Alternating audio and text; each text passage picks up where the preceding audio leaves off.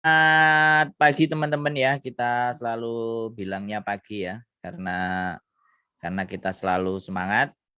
Selamat pagi buat teman-teman. Kemarin live-nya malam hari, malam lalu. Sekarang kita sore ada kesempatan karena mumpung di sini ada orang-orang yang biasa menghadapi curhatan-curhatan teman-teman semuanya yang ada di dunia maya atau di dunia Hongkong. Nah, ini adalah manusia-manusianya ya yang banyak menerima curhatan dari teman-teman. Coba kita bahas apa yang terjadi terhadap teman-teman, curhatannya kayak apa dan seperti apa. Nah, silahkan, nggak usah diperkenalkan, ada Miss Yuni dan ada Mbak Contring, wes selalu artisnya. Bintang tamunya selalu Mbak Contring, karena yang lain belum ada yang mau ngomong Mbak Contring. Yang lain mungkin lagi sibuk, Mas. Ya Kan Mbak makanya. Contring jadinya free. Makanya di situ. Oke. Oke, gimana? Ini tema kita kan kali ini PMI disuruh bayar karantina. Nah, ini apa kok bisa kok ada ceritanya PMI disuruh bayar karantina, dan mungkin nanti pertanyaan berikutnya adalah majikan memilih pembantu yang tidak terlalu pintar. Kok iso Oh. lo, kok iso. Bagaimana ceritanya?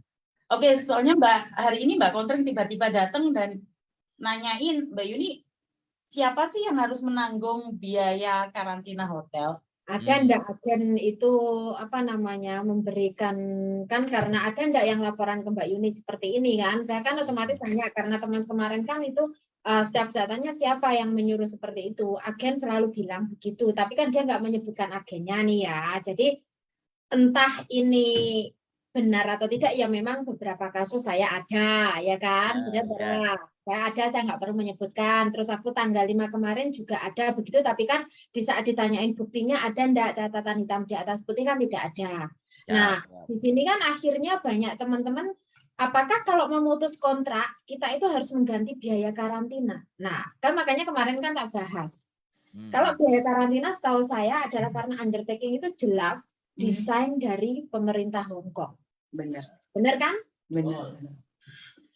Nah, oke. Pertanyaan Mbak Kontreng saya jawab ya. Sampai saat ini kita selalu memberi tahu ke majikan, kayak tadi ada telepon Mbak Kontreng sendiri selalu dengar kan. Saya selalu bilang biaya itu tidak termasuk hotel karantina, tiket dengan jumlah yang lebih over harganya, dan asuransi. Jadi saya rasa setiap kali walaupun renew kontrak ya, majikan selalu tanda tangan undertaking. Soalnya kenapa? Biar nggak ada abuse. Jadi nggak bilang, oh karena kamu udah renew kontrak, aku bayar agent segini segitu, akhirnya mbaknya harus menanggung biaya. Itu salah ya. Dari situ yang saya sering katakan adalah salah. Karena sekali lagi makanya mbaknya selalu bilang, kalau memang nggak renew, jangan renew. Iya. Jangan jadikan itu umpan. Betul. Jadi kalau sebagai agent saya menegaskan bahwa tidak ada peraturan yang mengatakan karantina, tiket pesawat, asuransi itu ditanggung oleh pembantu. Tidak. Itu semua ditanggung oleh majikan. Dan jika itu CC-nya mau menanggung dan mereka mutual agreement sendiri, itu urusan mereka di rumah. Saya sebagai agent mengatakan aturan yang ada. Sekali lagi saya cuma menekankan apa yang ada di peraturannya pemerintah.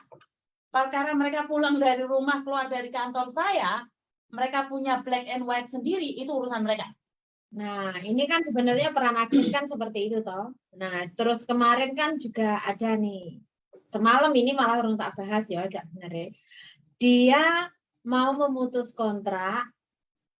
Nah, si agennya bilang, padahal mbaknya ini sudah bilang baik-baik loh ke majikan ya, karena anaknya nggak ada yang jaga, jadi dia harus pulang. Nah, majikannya itu seolah memang tidak mengiyakan dengan alasan sekarang CC susah lah dan lain sebagainya. Nah, majikan tidak tinggal serumah.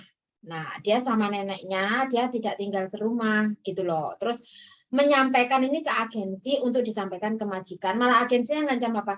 Kalau kamu notice majikanmu nggak terima, kamu bisa OS. Nah, ini kan peran staf agen ini kan harusnya kan dia di rumah. Sebentar. Gimana? majikannya kan tidak tinggal di rumah. Oke. Nah, mbaknya ini sudah menyampaikan 2 bulan lalu keinginannya untuk pulang. Jadi artinya kan sudah memberikan kesempatan kepada majikan untuk mencari pembantu baru. Oke. Nah, tapi belum membuat surat notis. Nah, Oke. akhirnya kan karena deadline dia harus pulang kan, Mm-mm. otomatis dia bikin notis apakah saya harus memberikan kepada majikan. Betul, ya kan? Betul. Terus tapi majikan tidak tinggal serumah, nggak apa-apa Mbak Sampan sampaikan baik-baik. Saya sudah ngomong baik-baik. Oke, sekarang suratnya ada di mana? Karena saya juga nggak bisa kemana-mana. Jadi saya kirim lewat fax ke imigrasi bisa, tidak bisa. Tapi langkah pertama kirimkan via WA ke majikan. Betul. Nah, itu langkah yang saya sampaikan. Tapi dia ditakut-takuti agen kalau nanti majikan nggak terima, kamu bisa OS kalau dikirim ke imigrasi. Nah, ini kan ya nggak tepat. Oke, kita ambil kesimpulan nanti. Artinya begini nih, ada intimidasi ya. Iya. Kasus yang Samen sampaikan adalah ada intimidasi. Nah, soalnya kadang-kadang kita itu banyak ngomongin orang. Kalau misalnya agent itu kita ajak ngomong kan enak. Kapan kita bisa ngajak ngomong agent-agent yang kayak gitu tuh? Gimana Miss Yuni? Gimana Miss Yuni? Jadi gini loh, biar gini loh, biar kita itu nggak terlihat kita yang paling baik, maksud nggak? Ini kan, jadi saya berpikir gitu loh, teman-teman itu konsul ya, di mana agennya memperlakukan begini, memperlakukan begitu ya kan, intimidasi A, intimidasi B. Nah, kadang aku dalam otakku terbersit, piye nek ayo diunggahno bareng-bareng. Kita naik bareng-bareng, kita ngobrol di situ tentang satu buah kasus. Bagaimana pendapat dia, bagaimana pendapat agent A, agent B, dan pastinya kalau aku ya pastinya Miss Yuni yang maju kan, ibaratnya kan staff agentnya kan. Nah, aku hanya koyok Pak Karni Ilyas gitu loh, jadi lempar kanan, lempar kiri. Dan terus Mbak Kontringnya kan sebagai seseorang di mana dimintai pendapat kan. Mbak ini gimana kan kayak gitu kan. Jadi teman-teman kan banyak minta pendapat. Nah, jadi ini kan intimidasi kan. Berarti kita garis bawahi persoalan ini adalah intimidasi. Nah, teman-teman ketika mendapatkan intimidasi kan terjadi ketakutan kan. Nah, sekarang ini Miss Yuni, aku tanya sama Miss Yuni, kita ini orang di luar kan. Kita kan dari luar yang mereka alami keadaan tersebut kan. Nah, nek sampean jadi agent, sampean piye supaya teman-teman bisa dengar masukannya kayak. Gini ya, sebelum saya sekali lagi, intimidasi itu bukan membuat orang takut sebenarnya. Intimidasi itu membuat seseorang lebih mencari-cari celah untuk kabur. Betul. Itu menurut saya. Justru membuat rebel kalau menurut. Iya, mereka ingat tidak ada seorang pun dianiaya, ditakut-takutin, terus nurut. Tidak ada dalam sejarah.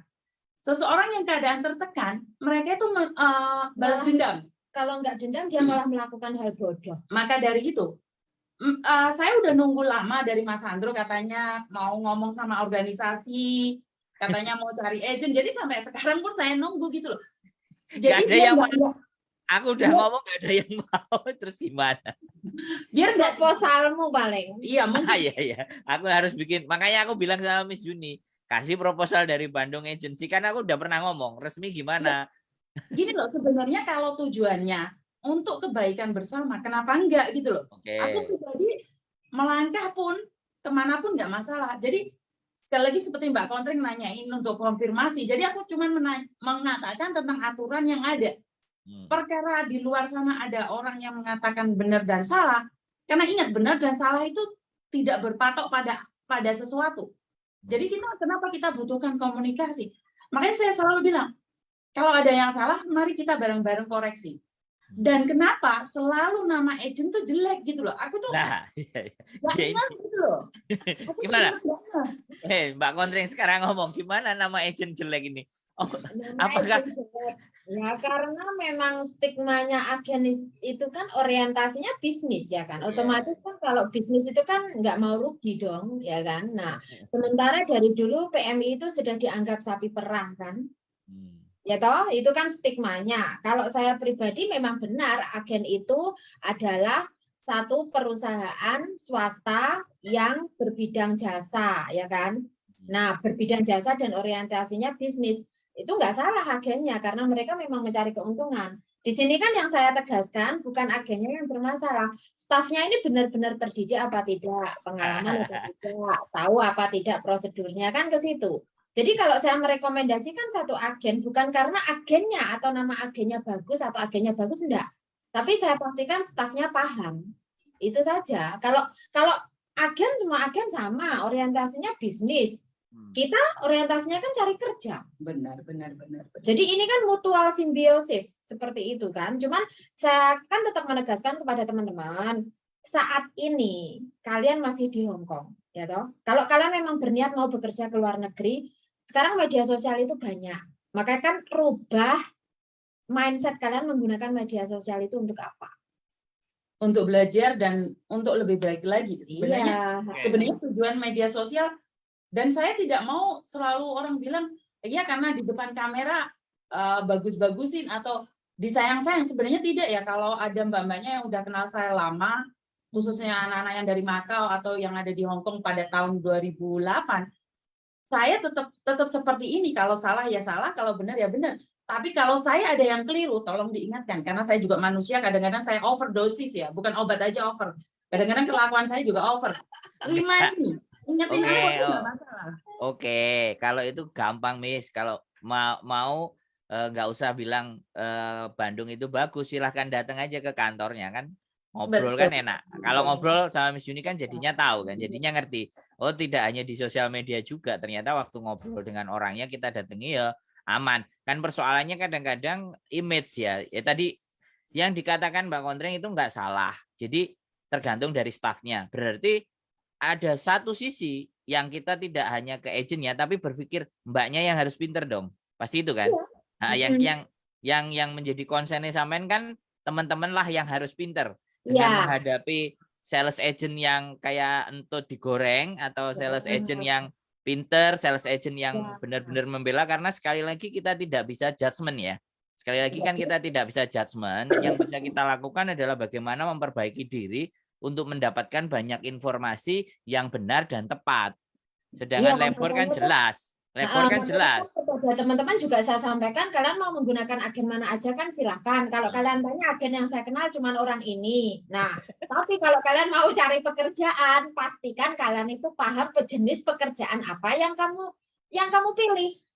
Jadi kalau agennya mana, aku nggak peduli. Kamu pakai agen ini, aku mesti oleh duit juga tidak. Tidak ya, kita nggak ada bonus-bonus. Jadi karena tanpa sponsor. Makanya kan kalau dibilang engkau terus aku merekomendasikan iki Rono terus aku oleh duit juga tidak. Jadi kan di sini saya hanya memberikan alur, memberikan jalan, teman-teman tahu prosesnya. Yang saya pastikan kan di situ. Di situ yang saya mau tekankan. Jadi jangan tergiur yang namanya bonus. Kalau bonus itu ditanyakan, bonusnya ini bagaimana? Apa nanti kalau saya putus kontrak, bonus ini harus dikembalikan? Apa nanti kalau back out bagaimana? Kan ya harus ditanyakan. Ya. Oke, sebenarnya kalau masalah staff agent ya, saya tidak menyalahkan kalau ada beberapa staff yang tidak mumpuni. Karena staff sebenarnya terbagi dari beberapa ya. Jadi bagian rekrut. Jadi kalau bagian rekrut tidak berhak nyentuh majikan. Jadi mereka cuma cari anak saja. Cari anak saja kalau, dan ada juga bagian pengaduan. Jadi di agen-agen besar itu ada seperti itu. Jadi mereka itu punya tempat-tempatnya sendiri. Jadi nggak ada koneksi satu sama lain. Jadi kalau kamu komplain, aku ngomong sama staff salesnya. Ntar salesnya telepon majikan. Ntar majikan telepon salesnya ngomong sama aku ngomong sama kamu. Itu yang terjadi saat ini ya. Oh, jadi kan zaman ini kan urusannya cuma sama anaknya. Iya, itu buat recruiter. Tapi di sini di Jingwan ini beda. Kalau posisiku agak rumit ya. Posisiku aku juga bagian data. Bagian recruit, aku juga bagian sales. Jadi aku punya otoritas khusus di mana saya bisa telepon majikan secara langsung. Itu kenapa saya bilang sama Mas Sandro, saya sangat bersyukur di Bandung ini saya dipercaya pemegang data, juga masuk konsulat Indonesia, imigrasi, itu saya mencakup itu. Jadi saya saat mbaknya ada masalah, kayak hari ini ada masalah, kenapa saya bisa langsung kontak majikan? Jadi saya itu ada otoritas untuk kontak majikan langsung. Itu kelebihan saya di Bandung. Kalau staf yang lain, saya kurang tahu. Kenapa? Kalau kamu mau melabrak majikan, kamu harus tanya stafnya dulu. Boleh nggak? Jadi ada stepnya. Sementara anak itu udah kenger gitu loh, udah mau mampus, yang sininya masih birokrasi. Paham nggak? Ada birokrasinya. Muter di saya. Benar. Jadi kenapa saya bilang sama Mas Sandro, kenapa saya bisa langsung rekam anak-anak yang bermasalah? Karena saya langsung ada koneksinya sama majikan. Jadi saya tidak menyalahkan staff agent ya. Kenapa? Kadang-kadang staff agent kan selalu ganti kan? Iya. Dia mereka kan muter ganti gitu loh. Nggak ada yang staff lama. Kalaupun staff lama yang cari aman saja. Iya, cari aman. Yes sir, yes boss, yes sir, yes boss. Itu aman. Jadi staff agent kayak gitu aman. Benar nggak? Mas Sandro? Kelihatannya kalau ada konferensi staff agent boleh juga ya kita bikin adaan. Kita mengadakan ya, Miss. Jadi biar terus pangkatnya bintang biro. atau mungkin kita ngomong sama Bapak ya. Pak, staff agentnya harus mendapatkan pendidikan dan pelatihan dari KJRI. Aku tanggal 5. Miss ngomong ya.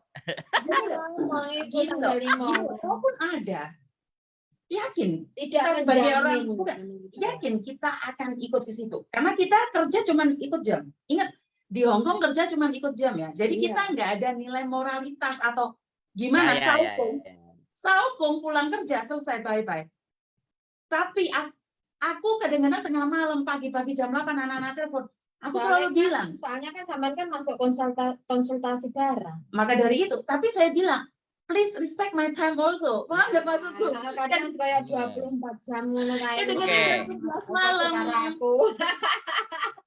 Oke, kita sapa-sapa dulu teman-teman ya yang sudah masuk. Mbak Nur Barokah, Mbak Aminah Siti. Ya katanya kepingin ketemu sama Miss Yuni di Jungwan, tapi kok jauh amat, ada yang kayak gitu juga. Ada Mama Evan, Mbak Wita Dialova, Mbak Dewi Fortuna, Mbak Mamat Ivan ya, sekali lagi Mbak Dewi Fortuna, Mbak Aminah, Mbak Sabrina Trijaya Guntur. Nah, Mbak Sabrina ini juga silakan datang ke Bandung aja, ke Jungwan. Kalau datang ke Bandung ke Jungwan pasti tahu lah, ngobrol aja sendiri sama Miss Yuni. Kalau di WhatsApp kan bisa jadi orangnya sibuk lagi ngeloni bojone kan, ya nggak ngerti juga kan. Jadi apa masalah kelon gue? Yo, Sebelah enggak orang maksudnya. loh. Ya maksudnya kan ya manusia normal ngono loh. Jadi ben gak serius-serius kan ora normal karepe ngono ya. Mbak Anissa, Mbak Maria, Mbak Maulina, Mbak Nur Barokah, Mbak Kasminah, Mbak Singo Wedok Malang Selatan, Mbak Huti. Mbak Huti ini anaknya Bandung kelihatannya. Mbak Yanti, Mbak Mia, Mbak Siska, Mbak Mojeripo, Taiwan, Mbak Aini, Yunlong, siap. Mbak Titin, wakil, Mbak Cenzi, Mbak Viko, Mbak Mawar, Mbak Hilda, Mbak Tiara Mimi, Wukaisa, woi ngeri-ngeri, Mbak Francisca, Mbak Anissa, Mbak Rina, Mbak Anastasia, Mbak Wita Dialova, itu digoreng jadinya gosong. Koko iki kok lucu, yo nggak lucu Mbak. Aku nggak play rojo asing. Mbak Francisca, Mbak Ila, Mbak Foni. Nah ini nih Mbak Sabrina Trijaya Guntur, saya juga pingin dan tertarik ke Bandung, tapi kok Miss Yuni jauh amat di Jungwan. Baru di Jungwan Mbak, belum di Mojokerto, belum di Bali, nanti lebih jauh lagi gitu. Ntar kalau pulang ke Bali malah jauh loh. Makanya Mbak Sulis, Mbak Sakinana, Mbak Maya, Mbak Neta, Mbak Risa, Mbak Aminah. Saya juga pingin ketemu sama Miss Yuni. Walau saya bukan dari agent Bandung. Oh silakan, Miss Yuni terbuka tuh kantornya. Itu kantornya yang teman-teman lihat, itu kantornya Miss Yuni di Jungwan. Kebetulan Mbak Kontring kan majikannya di Jungwan. Jadi nih oke, jadi asik kan. Mbak Umi, Mbak Fitri Haryani, Mbak Miftahul Janah, Mbak Emma, Mbak Julia Boy, wis wakeh. Mbak Maya R.E. King, oh jenenge Facebooknya aneh-aneh. Jadi kayak gitu ya. Jadi ini awal mulanya adalah keluhan dari teman-teman ya yang masuk ke Mbak Kontring ya. Jadi ingin menanyakan iki piye. Jadi kasusnya adalah intimidasi, artinya atau juga si staff agentnya tidak mendudukkan di posisi yang tepat. Ibaratnya kayak gitu, tidak mendudukkan sebuah persoalan yang tepat. Nah, jadi kita nggak bisa ngelakuin apapun terhadap agent tersebut. Yang jelas kita share di sosial media ini bahwa teman-teman kita harus tuntut untuk pinter ya. Untuk pandai membawa. Kemarin juga seperti itu. Dia disuruh tanda tangan notis. Nah, telepon aku kan, tak tanya kamu sudah tanda tangan apa belum? Saya nggak mau tanda tangan. Alasannya apa? Tapi kamu tahu tidak 3 kertas itu apa? Nah, itu tak foto Mbak, tak tanyakan ke agen. Itu katanya 1 surat notis. Nah, yang satu di bawah majikan, satu untuk saya, suruh saya tanda tangan. Tapi saya nggak mau tanda tangan. Nah, maunya saya tanda tangan di agen. Giliran saya kasih tahu ke agen, katanya saya diterminit. Nah, kan bingung bocah. Akhirnya saya tahu, Mbak, bentar. Ini apa kamu kurang bahasa, kurang paham? Berapa lama? Nah, ini kan saya harus pastikan dulu kan. Nah, benar Mbak, aku bahasa kurang pinter. Tapi kamu jelas apa yang tadi dikasih ke kamu kertasnya. Jelas, itu surat terminit. Oke, sekarang tak kasih tahu. Majikanmu ada 2 lembar. Betul. Yang satu pegang majikan, satu kasih ke kamu. Iya, kamu disuruh tanda tangan, tapi kamu nggak mau ya. Surat pemutusan itu tetap sah meskipun kamu tidak tanda tangan. Benar kan? Betul. Nah, itu yang aku sampaikan. Ini yang aku kasih tahu ke kamu adalah mutlak tentang peraturan dan informasinya. Selanjutnya terserah Anda. Betul. Nah, jadi kalau kamu menghubungi staf agennya dan agennya malah bilang gini karena alasannya majikanmu kena COVID, tapi kok kena COVID ternyata masih keluar. Jadi informasinya kan jadi mislead. Nah, di situ. Nah, yang mau saya tegaskan ke dia adalah kalau kamu sadar itu surat notis, sistemnya seperti ini. Nah, kalau memang majikan sudah mengirim ke imigrasi, artinya pemutusan itu sah. Benar. Jadi banyak mbak-mbaknya itu yang tidak paham ya.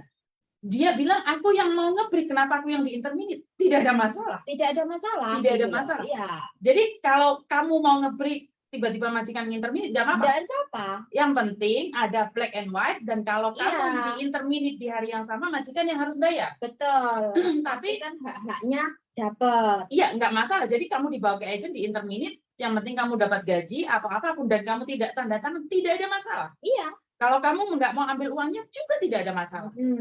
Karena kalau kamu nggak ambil uangnya, mungkin majikan akan melaporkan kamu ke labor. Kalau majikan nggak ngasih kamu uang, kamu boleh lapor ke labor. Iya.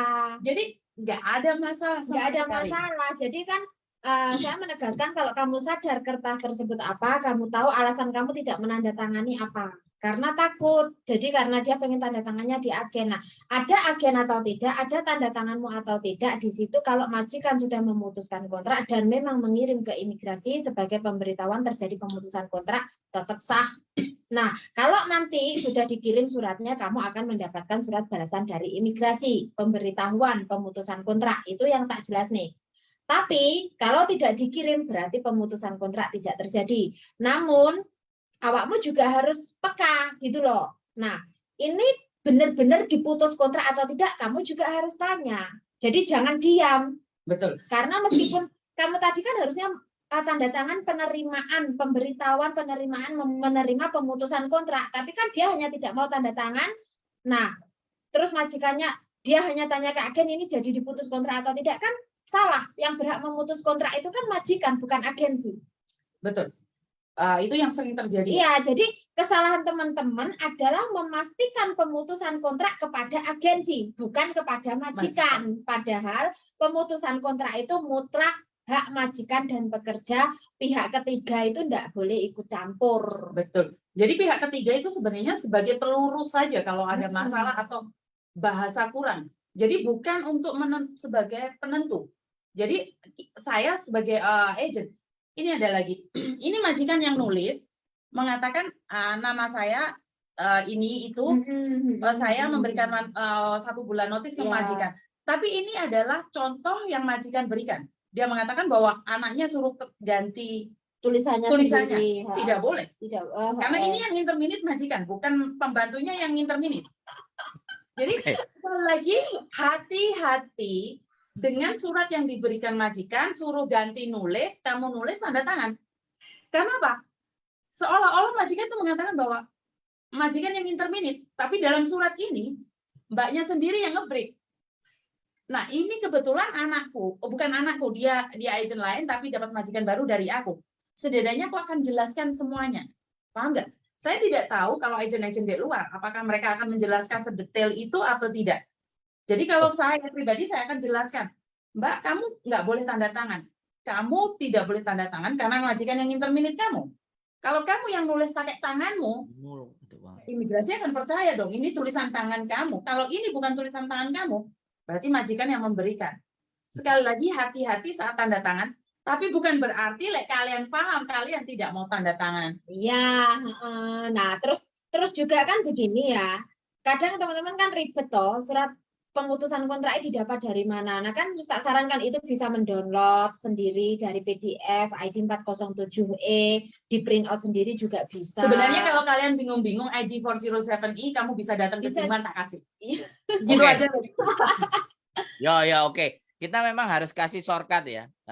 Kalau Mbak Kontring itu memberikan informasi yang sesuai pada aksesnya.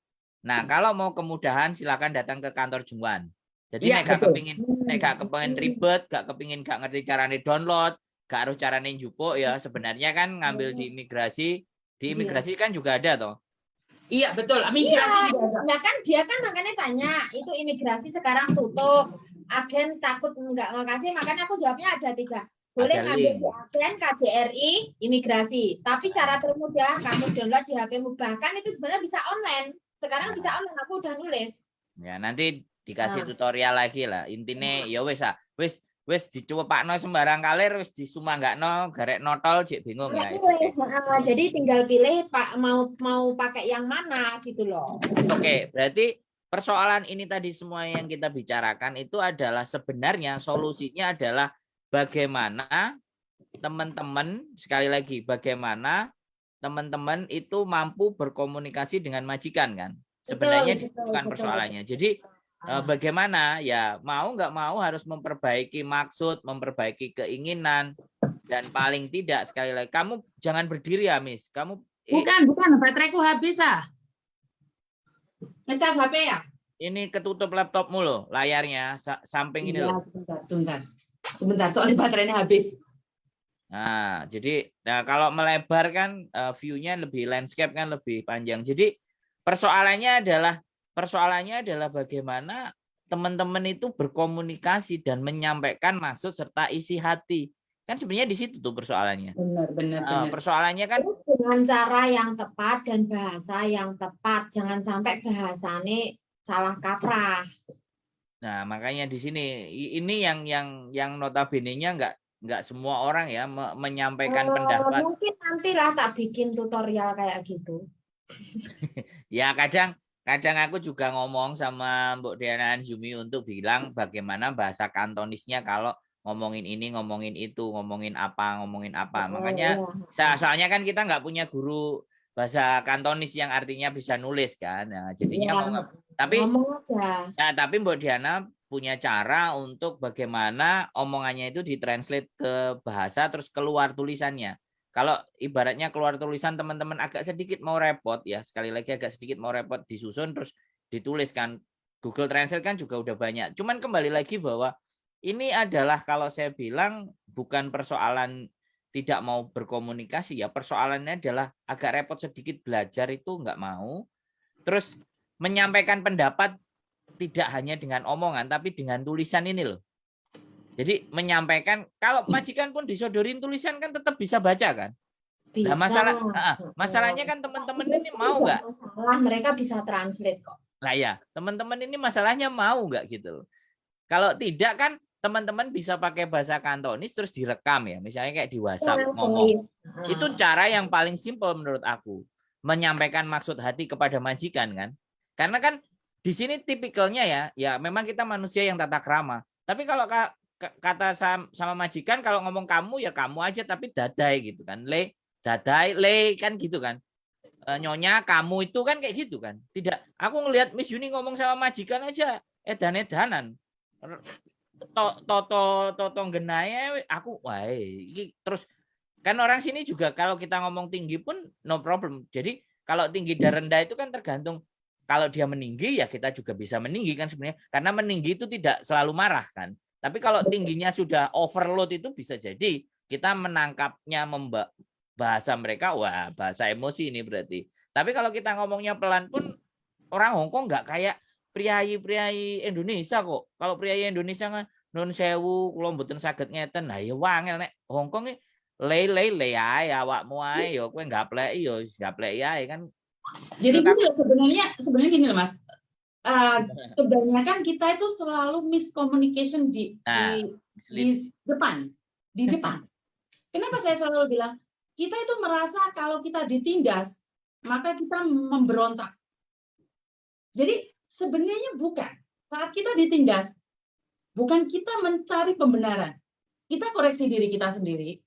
Dan kalau merasa kita salah, oke, koreksi dan lebih baik lagi. Tapi kalau kita nggak salah dan kita disalahkan, bukan berarti kita tetap ngepot. Tidak. Pakai bahasa yang halus. Seperti tadi terjadi pertengkaran antara majikan dan dadai. Aku tidak pernah menyalahkan dua-duanya. Saya tidak pernah menyalahkan mbaknya sama majikannya. Apa yang aku tanyakan? Pertama kali, oh, muisi ya.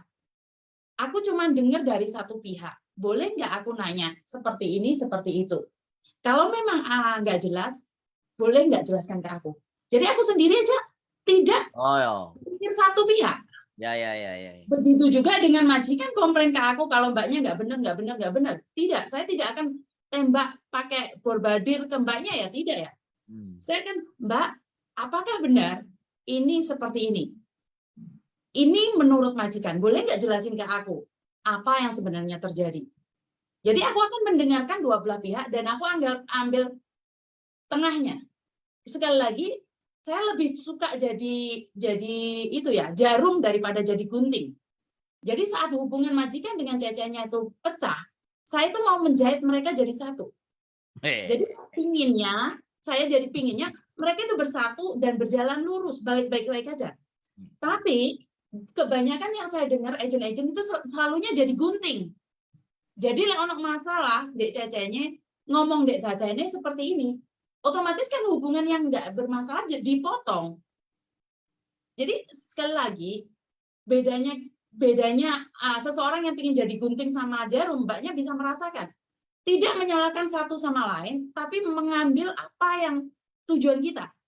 Saat aku mau mempertemukan majikan dan Cece, itu tujuanku apa?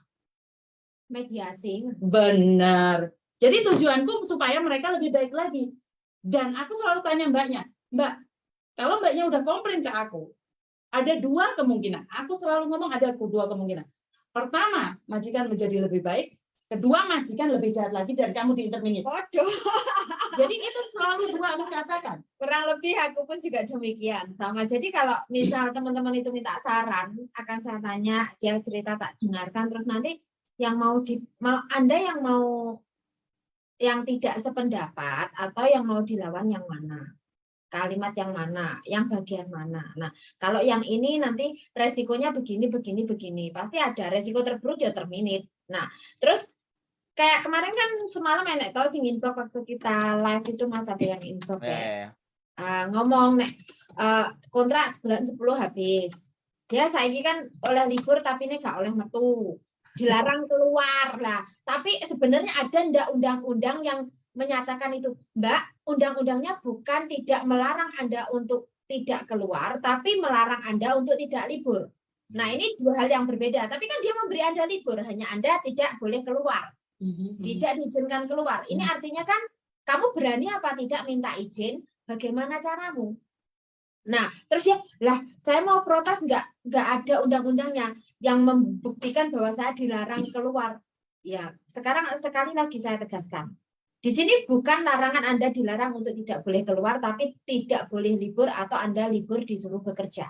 Ini undang-undangnya. Mbaknya menanyakan tentang larangan tidak boleh keluar. Iya, nggak ada larangan tentang dan majikan didenda, kan nggak ada. Kalau pertanyaan itu. Kalau larangan keluar tidak ada. Nah, makanya tidak ada. Nah, kalau itu kan jelas yang dipastikan yang saya minta, kamu jelas itu hari liburmu, kamu memang disuruh di rumah, benar. Kamu boleh mengiyakan, boleh juga menolak, benar kan? Betul. Nah, kalau kamu dari awal sudah membiarkan, terus ini kamu bilang takutnya nanti protes kalau saya takut diinterminate. Ya kalau begitu nikmati.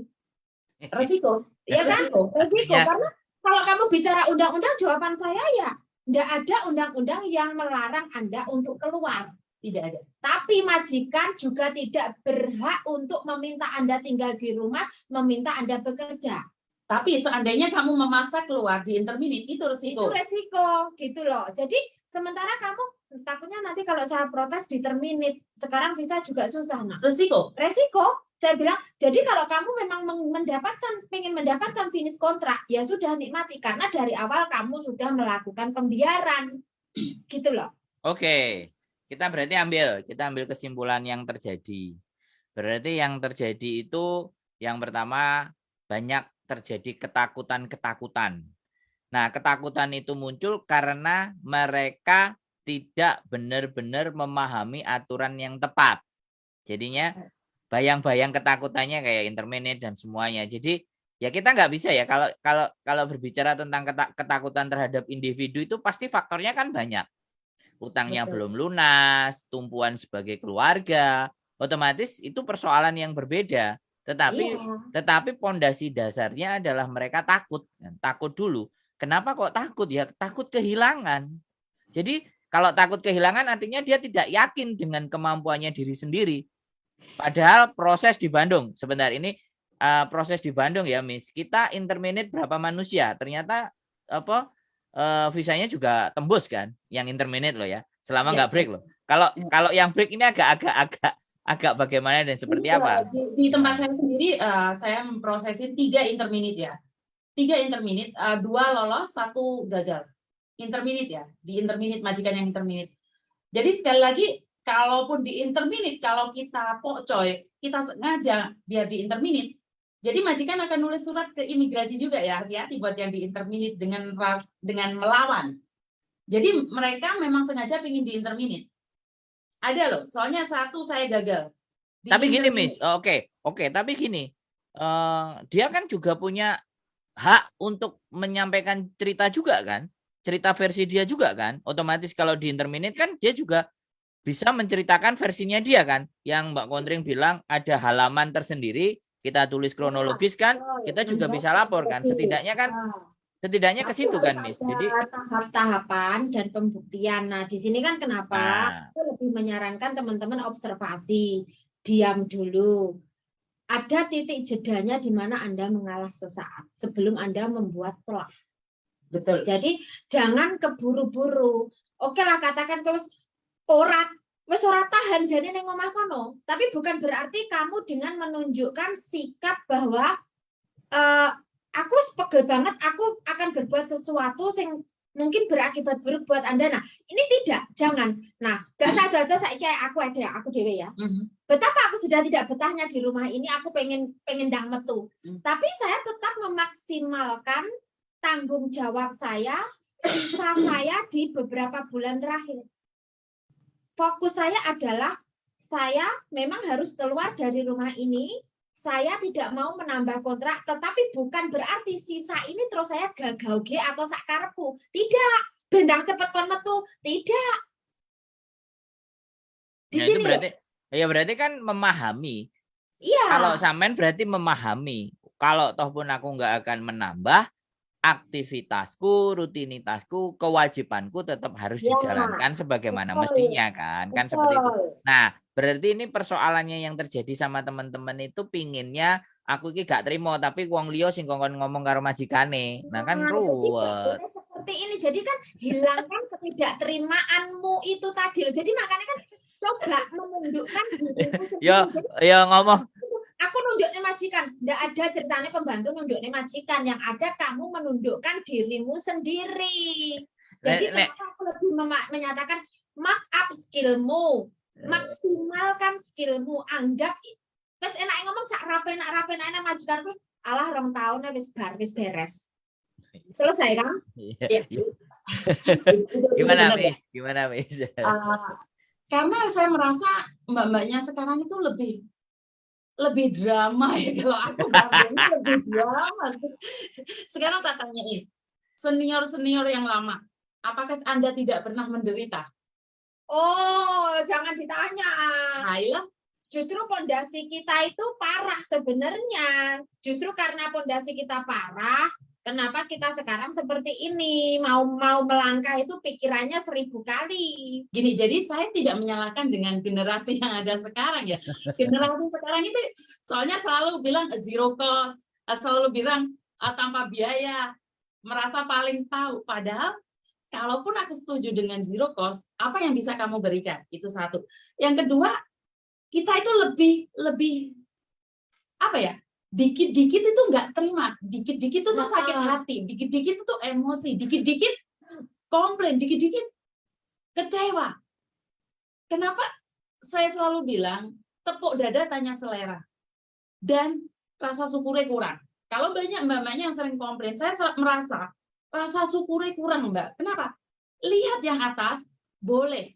Tapi jangan lupa lihat yang bawah. Kenapa? Saat kita selalu melihat yang atas, kita nggak tahu bahwa sebenarnya kita itu bukan orang yang paling menderita. Karena sebenarnya ada orang yang lebih parah dari kamu. Jadi kamu, oh ya wes gak apa-apa lah. Ada seseorang yang hari ini majikannya wes ruwet, bapaknya meninggal, terus suaminya bawa kabur uangnya, dia majikannya baik, wani gepuk, itu tapi dia bertahan. Makanya itu kan sebenarnya tekanan. Tapi saat mbaknya bisa lolos di tahap ini, dia satu step naik lebih atas lagi. Kalau mbaknya ngebreak, apakah majikannya lebih baik lagi? Tidak. Jadi sekali lagi, sama Mbak, aku pernah di posisimu, aku pernah jatuh sama sepertimu. Kenapa saya sampai berada saat ini, Mbak Kontreng juga, kenapa sampai saat ini bisa ngengkel dengan majikan? Karena dari step dia kasaran orang ngomong, dia punya langkah 4. Kenapa? Dia udah finish berkali-kali dan dia punya bukti, punya data, dia mau belajar dan membuang waktunya untuk membaca dan melihat dan melakukan. Jadi jangan selalu berpatokan pada profil.